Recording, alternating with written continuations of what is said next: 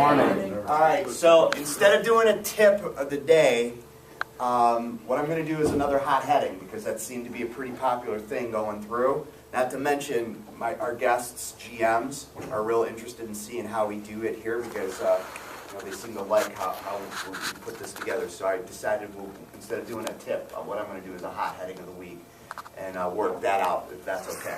So for our 25 by 10 initiative, one of the headings that Steve chose for our Akron team is employment agencies. Okay? And so and you'll get this deck, so you don't have to take the notes, but for employment agencies in the Akron market, employment agencies is the 12th most popular heading on YP.com right now, okay, in Akron. There's still 5 PLLs available, and there's 3 diamonds available. Both category sponsorships are available, and there's 1 mobile still left, okay?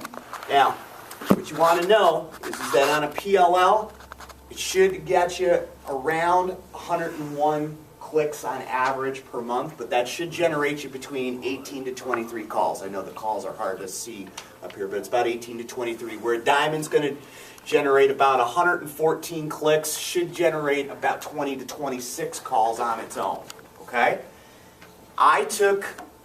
This was tricky, because for whatever reason, we're not very good, not only in Akron, but we're not very good nationally on employment agencies. So I went through the online reporting tool on Marchex to try to find active campaigns, and I only found like 2.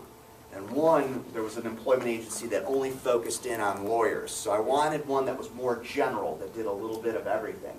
So I found one, and I took its keywords, and I didn't get really good data. So what I did is I took those keywords and then used another popular employment agency in our market and scanned it through the Google tool to try to figure out other keywords that we would probably use.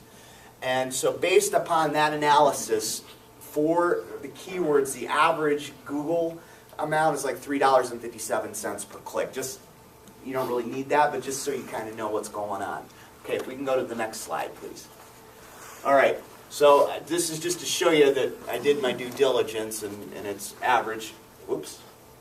Average is 357. Okay, we can go to the next one. Now, our YP Connects, just so you know, should generate on average there must be some sort of. It's on trim 5 page. Oh, okay.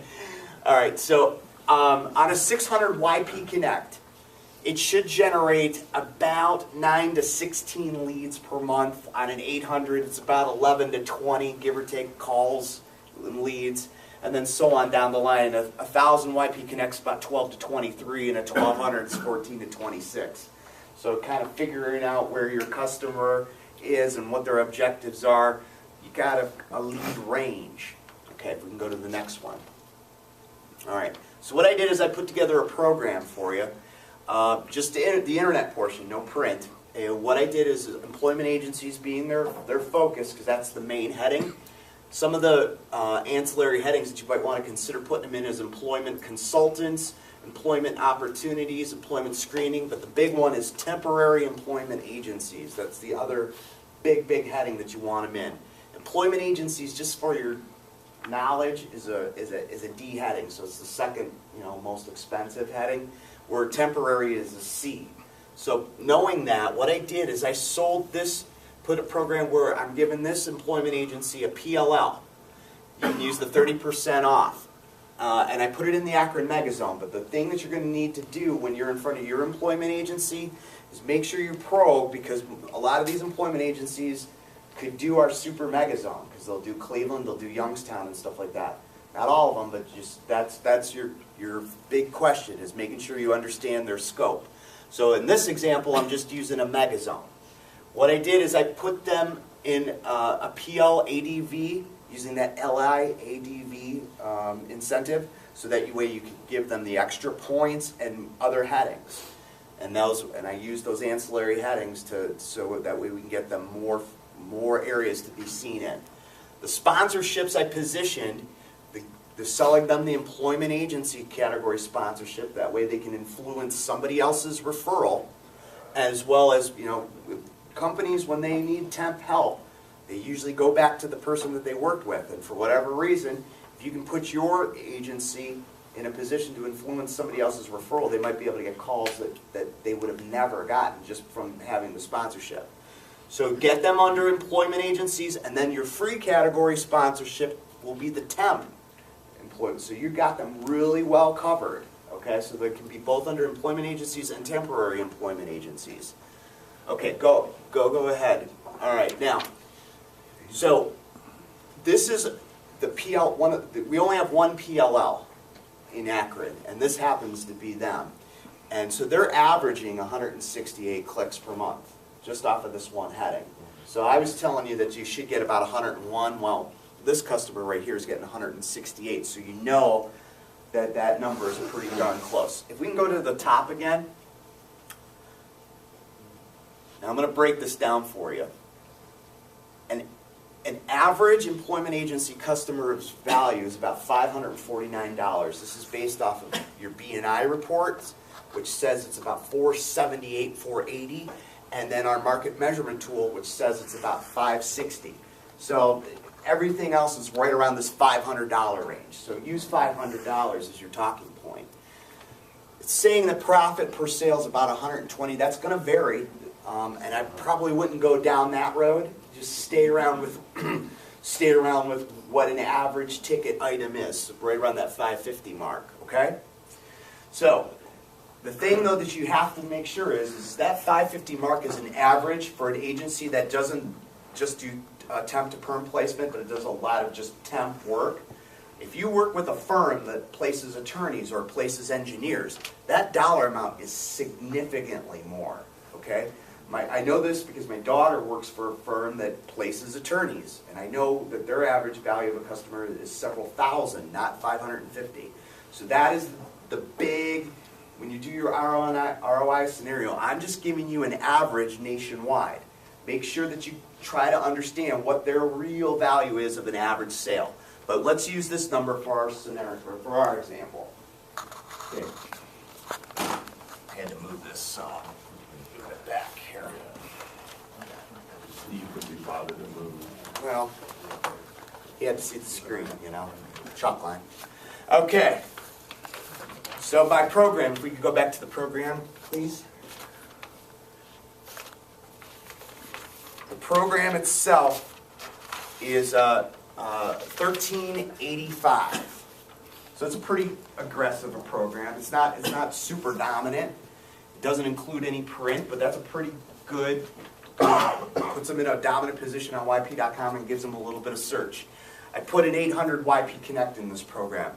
So we're comfortable in saying that, that our advertising should deliver a 20 to 25% rate of return. So if you take the amount and multiply it by 25%, that means that this program's got to do 1,731.25, give or take. Okay, anything above this is all gravy, but this will pay for the program and put a little bit of profit into this advertiser's pocket. So, what does that break down for sales in an average month? Well, if it's about $549, that $500 threshold, that should be about 3 sales per month. Come on, Chris. All right. At a 20% closing ratio, now you're going to have to, I couldn't really narrow down what a good closing ratio is based on the research that I did. So I'm using this 20% because I think it's conservative enough. Yours could be much better, but if you use a 20% closing ratio, that's about 15 calls. Now, the YP Connect alone, that 800 should do the 15 calls on its own.